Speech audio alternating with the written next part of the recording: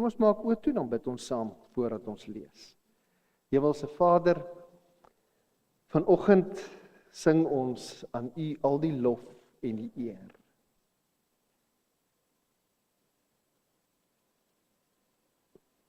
U is die een wat van altyd af bestaan en wat tot in ewigheid daar sal wees.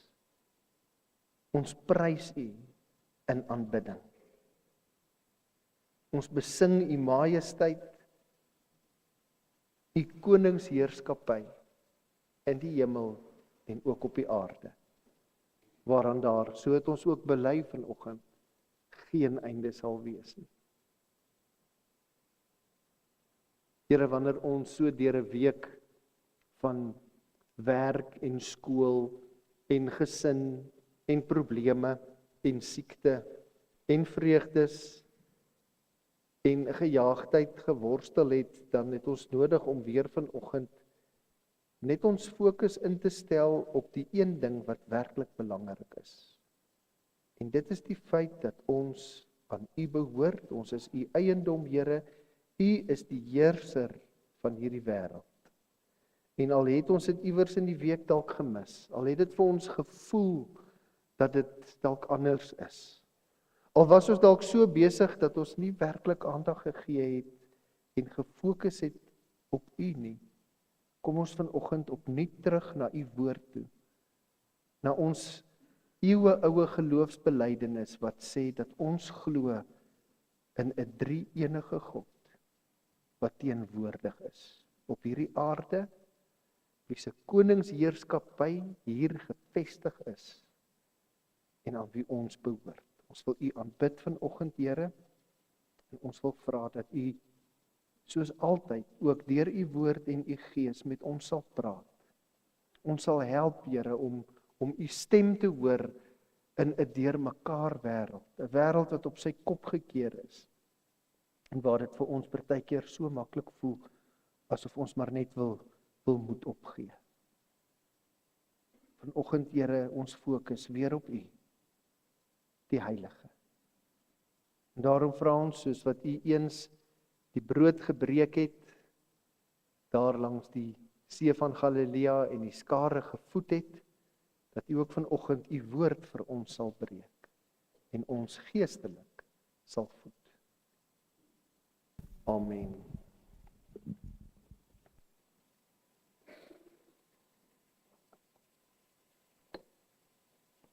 Aan die einde van hoofstuk 11, met die blaas van die 7de trompet en 'n beskrywing van die wederkoms van Jesus Christus, het die tweede bedryf van die dramatiese opvoering in die boek Openbaring tot 'n einde gekom.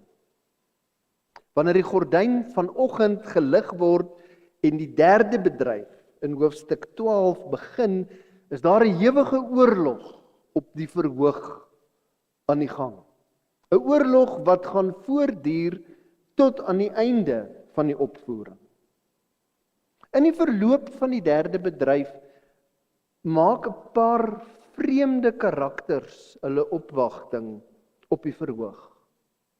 Daar's 'n rooi draak.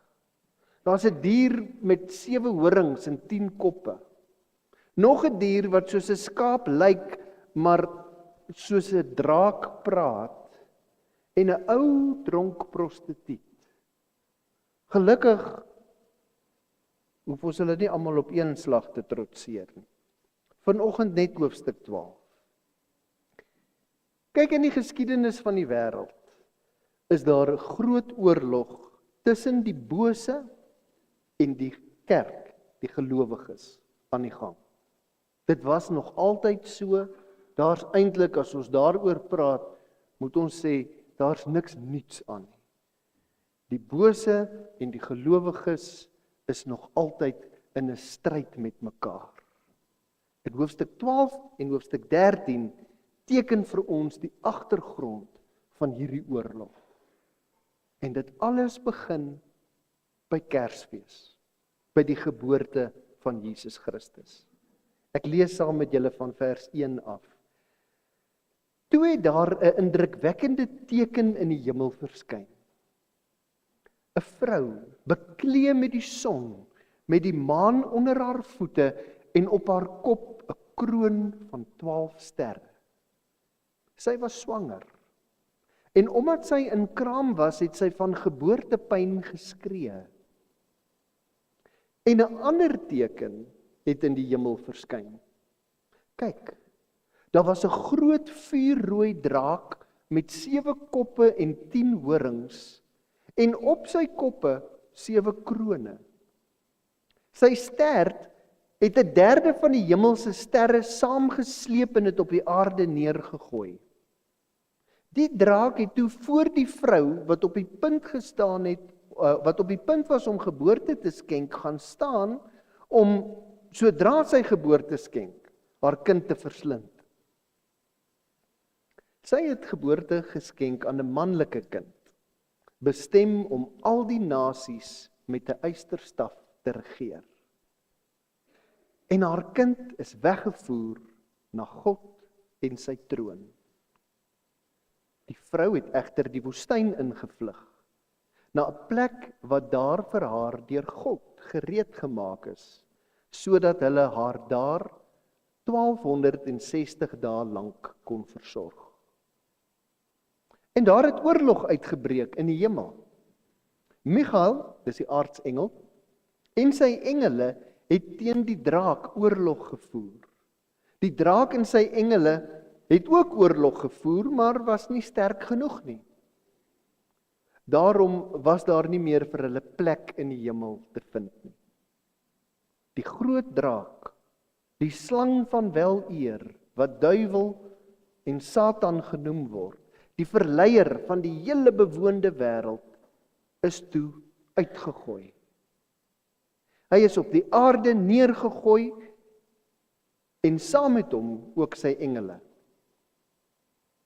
Toe het ek 'n harde stem in die hemel hoor uitroep: Nou het die verlossing en die krag en die koningsheerskappy van ons God deurgebreek, en ook die volmag van sy Christus, omdat die aanklaer van ons broers uitgegooi is, hy wat hulle dag en nag voor ons God aangekla het. Hulle het hom oorwin, op grond van die bloed van die lam, en op grond van hulle getuienis. Selfs in die aangesig van die dood het hulle nie hulle eie lewens liefgehad nie. Daarom, juig hemel en diegene wat in die hemel woon, wee julle, aarde en see, want die duiwel het met groot woede na julle neergedaal, omdat hy weet dat hy min tyd oor het. Ons sal nou verder lees. Wanneer die gordyn gelig word en die derde toneel begin, sien ons 'n swanger vrou, stralend soos 'n bruid, met mag en met heerskappy beklee, maar ook skreeuend van pyn omdat sy op die punt staan om geboorte te gee. Sy dra die son as 'n rok, die maan is onder haar voete en 12 sterre vorm 'n kroon op haar kop. In die Ou Testament verwys die son en die maan en die sterre gewoonlik na Israel as 'n volk. So hierdie vrou stel dus die nuwe Israel voor, die moeder van alle gelowiges, of as jy wil, die kerk. En dit is tog so, dat Jesus Christus vanuit die volk Israel, vanuit die kerk, gebore is. Die son en die maan en die sterre sê ook vir ons, dat sy van God af, uit die hemel voorsien is. Die seun wat in vers 5 gebore is Jesus Christus. Die draak wil hom egter direk na sy geboorte doodmaak. Ons ken mos die verhaal van die Herodes kindermoord, waar Herodes al die seentjies tot 2-jarige ouderdom doodgemaak het, in die hoop dat Jesus ook in die slag sou bly. Ons ken ook die verhaal van hoe die kerkleiers van destyds Jesus in die rug gesteek het. En ons ken ook die verhaal van Jesus se kruisiging op Golgotha. Maar nou lees ons, die draak kon dit egter nie regkry om hom dood te maak nie. Jesus kon die werk waarvoor hy aarde toe gekom het, om die wêreld van sonde en verlorenheid te verlos, suksesvol afhandel. Vers 5 sê dat die kind na God en sy troon weggeruk is. Dit verwys na Jesus se opstanding uit die dood en sy hemelvaart. God het hom uit die dood uit weggeruk en hom op die troon in die hemel gesit. Met ander woorde, die kind is veilig gebore en is veilig terug in die hemel nadat hy sy werk as verlosser op die aarde volbring het. Die draak wat die kind wou verslind, is Satan. Hy's vuurrooi want hy's 'n menseslagter wat wil moor en vernietig. Hy het 7 koppe omdat hy baie slim is en slinkse plannetjies kan uitdink. Die 10 horings is om te sê dat hy valse krag en mag het. Nou ek wil hier so 'n kantaantekening maak en dit is belangrik om dit nou al raak te sien. Die draak gee die heeltyd voor om soos God te wees. Hy's eintlik maar 'n copycat. Ons sien dit nou, maar veral volgende week en dan nou nog later aan, sal ons dit nog meer sien. Hoe hy probeer voorgee om met sy slinkse plannetjies so slim en so sterk soos God te lyk. Absoluut vreesaanjaend. Het die draak 1/3 van die sterre in die hemel met hom saamgesleep. Nou, wat is die betekenis hiervan? Kyk, ons lees van vers 7 tot 9 dat die duiwel in sy arrogansie vir God in die hemel probeer aanval het. Maar hy het sleg tweede gekom en hy is saam met al sy trawante uit die hemel uitgegooi. Satan het die stryd in die hemel verloor. En daarom roep 'n harde stem in vers 10 uit dat die enigste een wat verlossing en krag en heerskappy en volmag in die hemel het, is God en Jesus Christus. Dis oorwinning wat verkondig word. Satan is vertrap. Maar hy gee nie moed op nie. Nou dat hy die oorlog in die hemel verloor het, kom woeker hy met beperkte en verleende mag op die aarde. Nou fokus hy sy aanslag op die vrou en haar nakomelinge. Dis die kerk en die gelowiges. Hy raak half waansinnig hier op aarde, want hy weet sy tyd is min. Vers 13. En toe die draak sien dat hy op die aarde neergegooi is, het hy die vrou agtervolg wat geboorte geskenk het aan die manlike kind. Dis nou die kerk. Aan die vrou is egter die 2 vlerke van die groot arend gegee, sodat sy na haar plek in die woestyn kon vlieg, waar sy vir 'n tye en 'n halwe tyd lank weg van die slang af versorg sou word. Die slang het toe uit sy bek 'n stroom water soos 'n rivier agter die vrou aan uitgespoeg om haar deur die stroom te laat meesleer. Die aarde het die vrou egter gehelp, sy mond geopen en die rivier wat die draak by sy bek uitgespoeg het, ingesluk.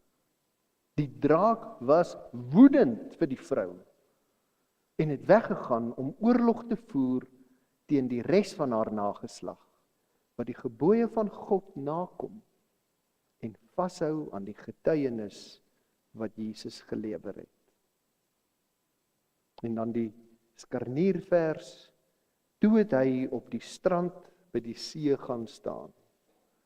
En dan stop die episode om jou opgewonde te maak oor wat nou volgende keer.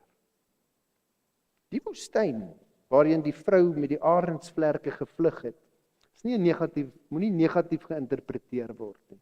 Is nie 'n slegte plek nie. Dis dalk nou nie die lekkerste plek om te wees in die woestyn nie, maar lees ons, dis 'n plek waar sy versorg word, waar sy beskerm word. Hoor net hoe mooi praat die Ou Testament oor God wat sy kinders met arendsvlerke in die woestyn lei en beskerm.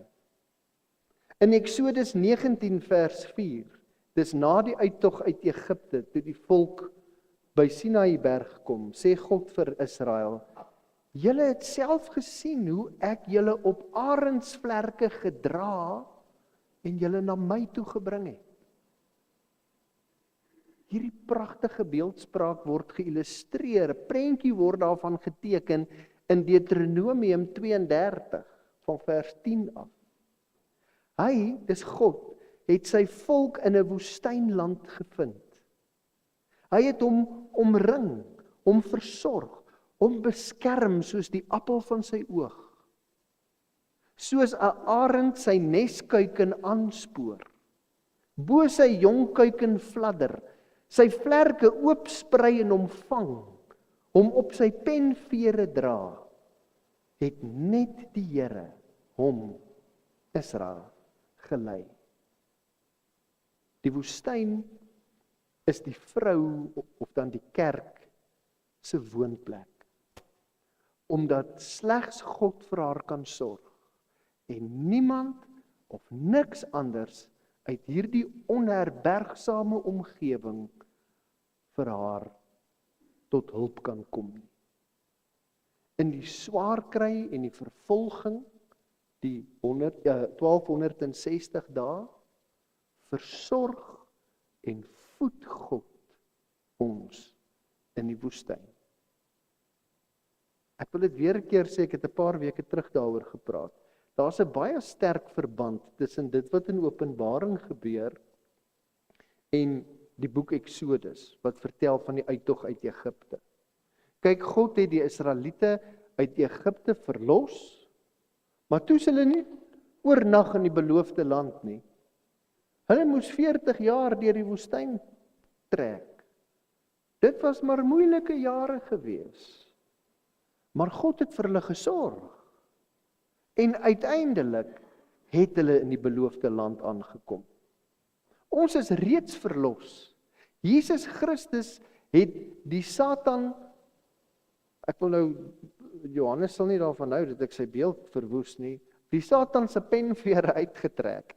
Hy het die Satan verwoes, vertrap. Ons is gered. Maar dit beteken nie nou is ons eensklaps in die hemel nie. Ons is nou in ons woestyntyd. Dit is maar 'n tyd van swaar kry. Maar ons weet dat God vir ons in die woestyntyd op aarde sorg.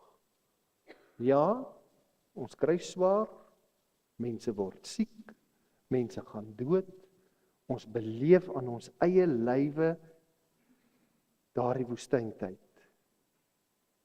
Maar ons beleef ook aan ons eie lywe hoe die woestyn vir ons goed is en vir ons sorg en ons nie tot niet laat gaan nie. Dit sal letterlik moeilik gaan in die tyd van swaar kry. Maar God se versorging bring vir ons groot geestelike seën in ons lewens. Die slang, die Satan se fisieke aanslag sal kom. Eintlik het al gekom. Ek is seker as ek geleentheid gee en sê steek op jou hand, wie het al die swaar kry van die bose beleef, dan gaan ons almal ons 2 hande opsteek. Maar hy kan nooit 'n geestelike oorwinning behaal. Hy probeer met 'n stroom water soos 'n tsunami sal die Satan en sy grondpersoneel ons as gelowiges met leuns en met valsheid van stryk probeer bring. Hy sal sy uiterste bes doen om ons soos koring te sif in die hoop dat ons geloof sal wegdwarrel soos kaf in die wind. Maar God sal altyd sy eiendom in 'n tyd van krisis help. God keer dat sy kinders bo hulle kragte versoek word. En as die versoeking kom, die stroomwater wat op jou afstorm, dan gee God ook die uitkoms, sodat ons dit kan weerstaan. Saam met al die toetsing en al die swaar kry op die aarde, voorsien God ook die uitkoms om te kan volhard. Wel, al wat nou oorbly vir die ou gekrenkte draak, is om oorlog te maak teen die vrou en haar nakomelinge, die gelowiges van vandag. Hy het niks in die hemel reg gekry nie, en die draak is nou intens ontstel. Hy is hartstogtelik woedend, omdat die vrou hom ontduik het. Daarom rig hy sy woede teen die kerk en die gelowiges self. Hy het egter hulp nodig. Daarom dat hy op die strand gaan staan, by die see, van waar 2 van sy ander makkers sal kom om hom te help. Maar dis volgende week se storie. Maar ek kan vandag vir jou sê, dat ook hierdie stryd sal hy verloor. Hoe is ek so seker daarvan? Ons het nie minder nie as 4 keer in hoofstuk 12 vanoggend gelees, dat die draak die knie voor God moes buig en die aftog moes blaas. Eerste keer in vers 5, toe hy oorlog teen die Christuskind gemaak het en Jesus voor hom weggeruk is. Toe in vers 9, toe hy oorlog in die hemel gemaak het en saam met sy hele gevolg uit die hemel uitgegooi is. In vers 11, toe die gelowiges hom deur die bloed van die lam oorwin het. In vers 15 en 16, toe hy oorlog op die aarde gemaak het en die vrou sy aanslag ontglip het. Julle, met hierdie verlore rekord van hom, kan ek en jy gerus wees. Dat selfs wanneer die draak nou alles in die stryd werp, om sy verlore aansien te herwin, hy ook hierdie keer die onderspit sal moet delf. Ek kan nie anders nie as om aan die lelike ou beeld te dink, toe ek groot geword het, op die plaas en die werkers hoender geslag het. Dan het hulle altyd, tot groot vermaak van die omstanders, 'n byl gevat en die hoender se kop afgekap, en dan los hulle die hoender. Ek weet nie of julle dit al gesien het nie. Ek het dit nogal oorweeg of ek vir julle 'n video moet maak en wys, maar my kind sal nie weer met my praat as ek dit doen nie. Sy kan ook nie nou met my praat nie, sien ek. Daai hoender, so 'n bietjie stuiptrekkings in hom nog oor, dan hol hy so sonder 'n kop. Partykeer volg hy iemand en dan skrik hulle nou mors dood, want hulle dink die hoender wat nie 'n kop het nie, sien hulle. Maar ek kan jou beloof, daai hoender se tyd is verby. Hy lyk nog of hy bietjie leef, maar sy kop is klaar afgekap. En dieselfde hier. Dit lyk asof die duiwel nog hier na ons toe fladder en ons lewe moeilik maak. Sy kop is afgekap. Hy het die oorlog in die hemel verloor. Hy's eintlik sonder 'n kop op die aarde uitgegooi. Ons kan seker wees, hy gaan nie lank hou nie. Ons as gelowiges kan moed skep om te weet, Satan is oorwin.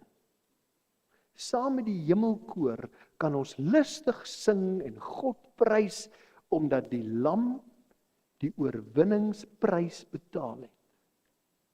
Vers 11 sê dat ons oorwin het op grond van die bloed van die lam en ook op grond van ons getuienis.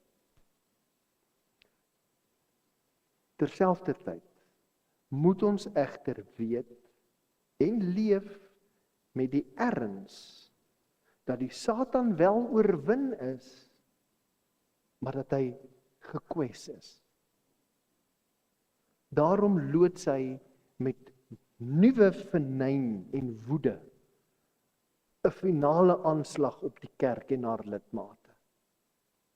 Geen Christen kan neutraal bly in hierdie fel geestelike oorlog nie. Om vervolg te word, ook vandag. En dit help nie jy sê, ja, maar ons bly nie in die oosterse lande waar die vervolging baie fisies is nie. Hoe verfyn ook al, beleef ons ook vervolging. Om vervolg te word en om getrou te wees, kos 'n prys. Vers 17 praat oor mense wat aan God se wil gehoorsaam is en wat aan Jesus Christus getrou bly vashou. Weet egter dat om die prioriteite van jou lewe so te bepaal dat dit selfs vir jou persoonlike swaar kry inhou. Vers 11 praat van die mense wat selfs in die aangesig van die dood nie hulle eie lewens lief gehad het nie. Wil ek vir jou sê, dit sal 'n nuwe, hegte geloofsgemeenskap met Christus meebring. Die geestelike oorlog op die aarde is vol stoom aan die gang. Maar al sou die Satan fisieke skade kan aanrig, beskerm God sy eiendom. Hy gee arendsvlerke. Hy stel 'n woestyn tot ons beskikking. En hy versorg die gelowiges met groot liefde en deernis en genade.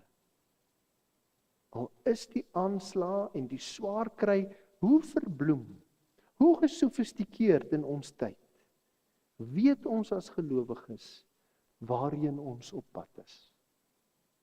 Want ons ken reeds die uitslag van die finale veldslag. Christen wees is nie en sal nooit 'n rustige, geborge bestaan op die aarde wees nie. Ons weet verseker dat die op pad wees, die reis, stormagtig kan raak. Maar ons leef ook vanuit die sekerheid dat die aankoms veilig sal wees, omdat dit gewaarborg is deur die goddelike transaksie op Golgotha en by die leë graf. Amen.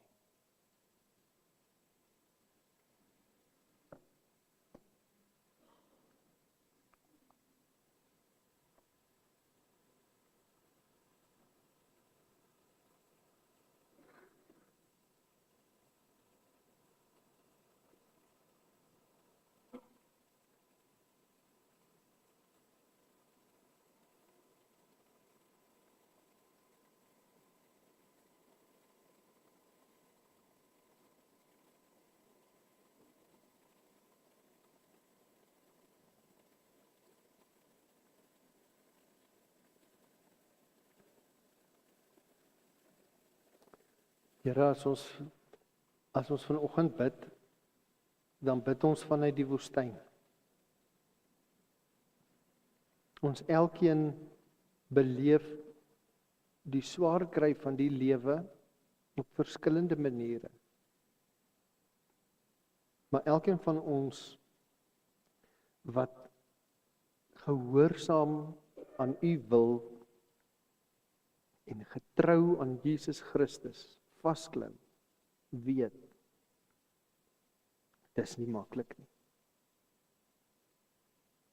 Maar ons wil nie opgee nie, Here, want ons weet, al roep ons uit die woestyn uit, ons is nie alleen in die woestyn.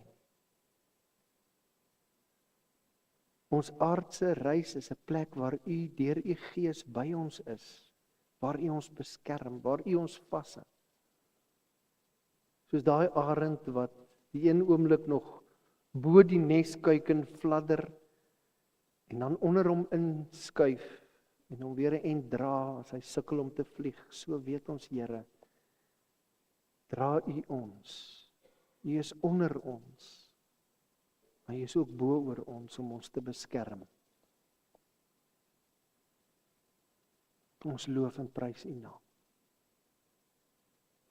Dankie vir daai gerusheid wat ons as gelowiges het, te midde van 'n oorlog wat woed.